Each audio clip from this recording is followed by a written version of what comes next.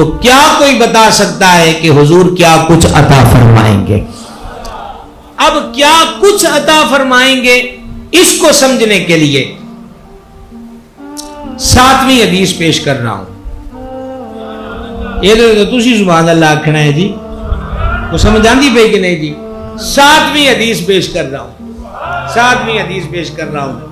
میری آپ سے اتنی ہم آہنگی نہیں ہے، لیکن توجہ رہے گی تو ہو ہی جائے گی، غور کیجئے گا. یہ جو حدیث علی متقی ہندی رحمہ اللہ نے کنز العمال میں لکھی، اس کو روایت کیا ہے امیر المومنین مراد رسول کریم سیدنا عمر بن خطاب رضی اللہ تعالی عنہ نے. اور حضرت عمر پاک نے اس کو کب بیان کیا؟ جب ذی الحج شریف کی 26-27 کو آپ پہ حملہ ہوا ہے اور آپ زخمی ہوئے ہیں، اور آپ نے مجلس شورا قائم کی خلیفہ کے تقرر اور انتخاب کے لیے. اس میں سیدنا عبد الرحمن ابن عوف کا نام بھی تھا. تو کسی نے آپ سے آ کر کہا کہ بعض لوگ پوچھتے ہیں کہ آپ نے یہ 6 بندے منتخب کیوں کیے ہیں؟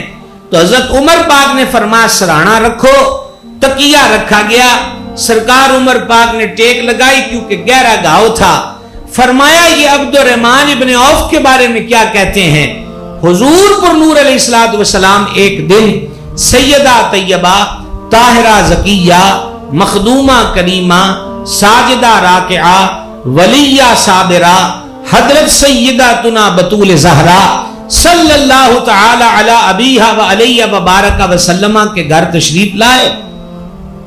حسنین کریمین طیبین طاہرین نیرین قمرین منورین سبتین، کیا بات رضا اس چمنستان کرم کی، کیا بات رضا اس چمنستان کرم کی. زہرا ہے کلی جس میں حسین اور حسن پھول. سرکار امامین کریمین کو بھوک لگی تھی، اور اس بھوک کی وجہ سے چھوٹی عمر میں جو بچے اظہار کرتے ہیں، شہزادے وہ اظہار کر رہے تھے. جان عالم علیہ الصلوۃ والسلام نے فرمایا کون ہے جو ہماری خدمت میں کچھ پیش کرے؟ حضرات علماء کرام کی نظر یہ نہیں فرمایا کون ہے جو ان کو دے، کون ہے جو ہماری خدمت میں کچھ پیش کرے. حضرت سیدنا عبد الرحمن ابن عوف رضی اللہ تعالیٰ عنہ دوڑے دوڑے گھر گئے. گھر جا کر دیکھا تو 2 روٹیاں تھیں، فراوانی کا دور نہیں تھا. عرب کی ایک ڈش ہے، ایک مخصوص قسم کا حلوہ ہوتا ہے، وہ تھا. تھوڑا سا دیسی گھی تھا. حضرت عبد الرحمن ابن عوف رضی اللہ تعالیٰ عنہ نے وہ میٹھی چیز اور دیسی گھی 2 روٹیوں کے درمیان رکھا اور دوڑے دوڑے حضور کی جناب میں حاضر ہوئے. عرض کی آقا قبول کر لیں.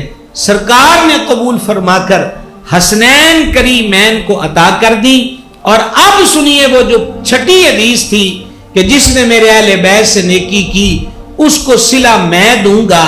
اس کو جاننے کے لیے یہ ہم نے آپ کو 7ویں حدیث سنائی ہے. اس صدر کا لطف لیجئے. آقا علیہ الصلوۃ والسلام نے فرمایا عبد الرحمن اللہ تیرے سارے ہی کام سنوارے،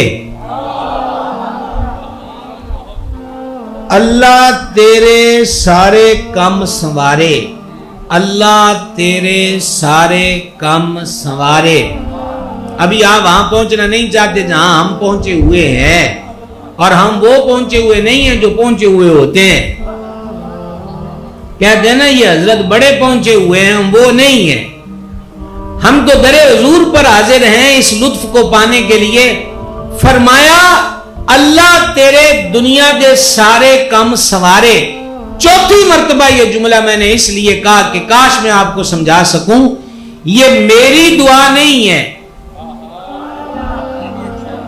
یہ میری دعا نہیں ہے، کسی پیر فقیر درویش کی نہیں ہے کہ قبول ہو یا نہ ہو. اجابت کا جوڑا عنایت کا صحرا، دلہن بن کے نکلی دعائے محمد. اجابت نے جھک کر گلے سے لگایا بڑی ناز سے جب دعائے محمد. وجہ کیا ہے؟ خدا کی رضا چاہتے ہیں دو عالم، خدا چاہتا ہے رضائے محمد صلی اللہ علیہ وسلم. جب حضور نے فرما دیا مطلب ہو گیا. اللہ تیرے سب کام سنوارے، جب فرما دیا تو مطلب ہو گیا، مطلب ہو گیا۔ حضرت قبلہ کی آمد پر 100 مرحبا۔ جب یہ فرما دیا کہ رب تیرے سب کام سنوارے، تو اس کا مطلب کہ وہ کام سنور گئے، سنوریں گے نہیں، سنور گئے، سنوریں گے نہیں، سنور گئے۔ آئی سمجھ گل دی؟ اللہ تیرے سارے کام سنوارے، اور رہ گیا عبد الرحمن تیری آخرت کا معاملہ، تو اس کی فکر نہ کر، تیری آخرت کا ذمہ دار میں ہوں۔ 2 روٹیاں جو پیش کرے، 2 روٹیاں سرکار عبد الرحمن ابن عوف پیش کریں تو دونوں جہاں کے سنورنے کی خوشخبری ہے۔ اب سمجھ میں آیا؟ جو میرے اہل بیت سے نیکی کرے گا اس کا صلہ قیامت والے دن ہم خود عطا فرمائیں گے۔ آج